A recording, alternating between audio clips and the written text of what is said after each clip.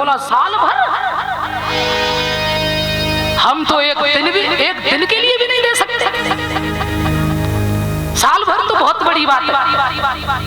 भगवान बोले तो आज तो तुम्हें देना पड़ेगा। बोले मैंने जिंदगी में नहीं दान किया, आज क्या करेंगे? बोले तो आज तो करना ही पड़ेगा। अच्छा नहीं मानते हो तो ठीक है, देते पर उधार रखेंगे। देखो उधार कितना? बोले ज्यादा नहीं, एक धेला। बोल गोविंद भगवान की। एक धेला चलता था पहले, हमको तो पता भी नहीं है। हाँ तो कोई बात नहीं, भगवान ने संकल्प करा लिया और अपना नहाए धोए वो अपना घर पहुंचे। और जैसे ही दानचंद अब 12 किलोमीटर गए और 12 किलोमीटर वापस आए पैदल। लोभी आदमी तो थक गए तो भोजन करके बस लेटने जा रहे थे, तब तक जाकर भगवान जी ने आवाज लगा दी, जजमान की जय हो। ओह दानचंद बोले कौन है? देखिए बाहर। सोन की पत्नी जैसे बाहर गई तो उन्होंने देखा महात्मा जी खड़े हैं। तुरंत वापस आई और बोले हाँ एक संत महाराज खड़े हैं, किसी से आपने दान देने के लिए कुछ कहा था क्या? दानचंद बोला हाँ कहा तो था। तो आ गए बाहर खड़े। दानचंद बोला आ गए यहाँ? राम राम राम राम भलो करे। कहने लगा जाओ महात्मा जी से कह दो कि उनकी तबीयत ठीक नहीं है, वो थोड़ा अस्वस्थ हैं, थोड़ा बाद में आके मिल लेना। पत्नी ने जाके कही महाराज थोड़ी तबीयत कछु ठीक ठाक सी ना है, थोड़ा बाद में आके मिल लेना। तो संत ने कहा देखो दान जाए एक साइड में, भैया दान वान तो बाद की बात है। अब जजमान हमारे अगर बीमार हैं अस्वस्थ हैं तो जब तक वो ठीक नहीं हो जाएंगे हम कैसे जाएंगे बेटी? हाँ और तुम तो एक काम करो बेटी। क्या? बोले तुम तो हमें आटा दाल थोड़ा सा दे दो, हम यहीं बनाएंगे और खाएंगे और जब हमारे जजमान ठीक हो जाएंगे तब अपन जाएंगे। अंदर गई। दानचंद बोले क्या हुआ? अरे वो तो कह रहे हैं कि हम नहीं जाएंगे जब तक हमारे जजमान ठीक नहीं हो जाएंगे। बोले नहीं जाएंगे? बोले बिल्कुल नहीं, वो तो यहीं डेरा डाल लिए, कह रहे हमको रोटी और बना के यहीं खिलाओ। राम राम राम। दानचंद बोले एक काम करो, क्या? जाओ उनसे कह दो मरे गए। पत्नी बोली ऐसे कैसे कह दे कि मर गए? अरे बोले हम थोड़ा देर के लिए श्वास रोक लेंगे, हम थोड़ा बहाना बना लेंगे। अरे कम से कम चलिए तो जाएंगे, धेला बचेगा। पत्नी ने जाके आंखों में आंसू भरे बनावटी और रोई की बोली महाराज अब वहीं पधारे गए, खत्म चले गए। महाराज जी बोले चले गए? अरे राम राम राम राम, ये तो बहुत गलत हो गया।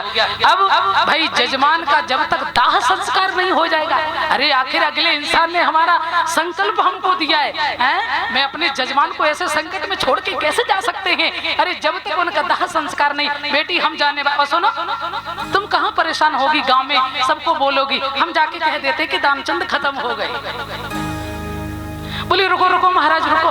महाराज का वो तो अंतर ध्यान हो गया और पूरे गांव में हल्ला कर दिया दानचंद पधारे गए। सो चारों तरफ से भीड़ इकट्ठी हो गई और जब भीड़ इकट्ठी हुई अब वो पत्नी बैठी, अब लोग बाग सब बोले अरे राम राम राम, अब ही तो बिल्कुल ठीक है, इतनी जल्दी क्या हो गया?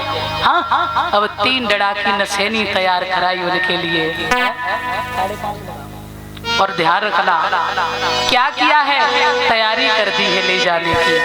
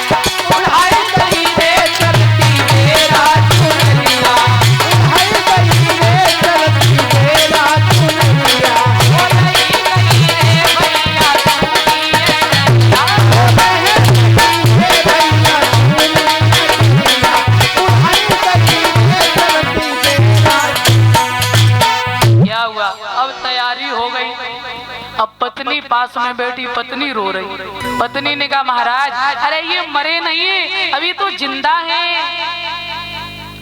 अब देखो जब वो सही बोल रहे, मरे तो है नहीं, बस श्वास रोके पड़े। बोले अभी ये जिंदा है, मरे नहीं है। तो गांव के लोग जो थे वो कहने लगे सुनो, अरे ये तो तुम्हारा जाने वाला जो था वो तो जा चुका है, ये तो तुम्हारा मोह है।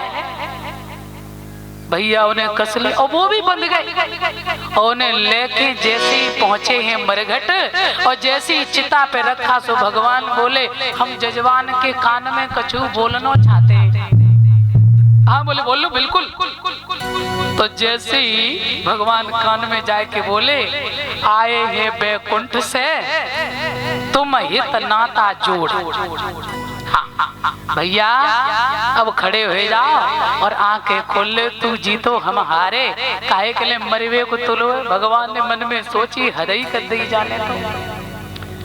हाँ मैं बैकुंठ से आया हूँ। तो उसने जैसे ही सुना आंख बंद किए पड़ा था, बोले भगवान है बैकुंठ से आए। तो तुरंत उसने आंखें खोली और जैसे ही आंखें खोली सामने देखा वही पंडा, तुरंत फिर आंख बंद कर ली।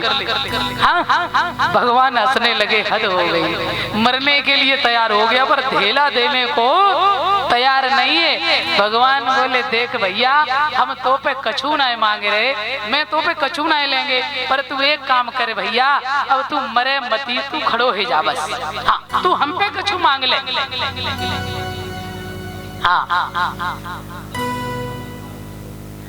भगवान कहने लगे आए हैं वैकुंठ से तुम हित नाता जोड़, मांग ले कछु हमते। तो दान चंद कहने लगा धेला दीजो छोड़। बोल गोविंद भगवान की। बोले हमारा धेला छोड़ो और जाओ। ऐसी ऐसी कंजूसी। बोल गोविंद भगवान की। तो भगवान के भजन में कंजूसी नहीं करनी है। एक बार जोर से सभी लोग हाथ खड़े करके जयकारा लगाएंगे। बोले वृंदावन बिहारी लाल की जय हो, जय हो। तो ध्यान देंगे। अब हम आपको बता रहे थे संत, तो नंबर 1 साधु। साधु किसे कहते हैं? 5 कर्मेंद्रियां, 5 ज्ञानेंद्रियां और 11वां मन जिसने जीता है, जिसने साधना की है, अपने को साधा है, उसे कहते हैं साधु, उसको कहते हैं साधक। और नंबर 2 आता है बाबा जी।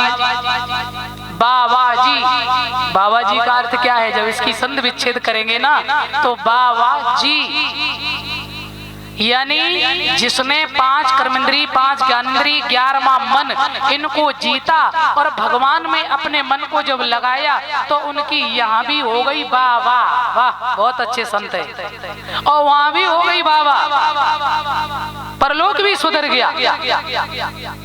जिसने, दूसरी बात यह है, ऐसे समझ ले, जिसने संसार को छोड़कर और परमात्मा के नाम की बाजी पकड़ ली उसकी हो गई बाबा जी, उसे कहते बाबा जी।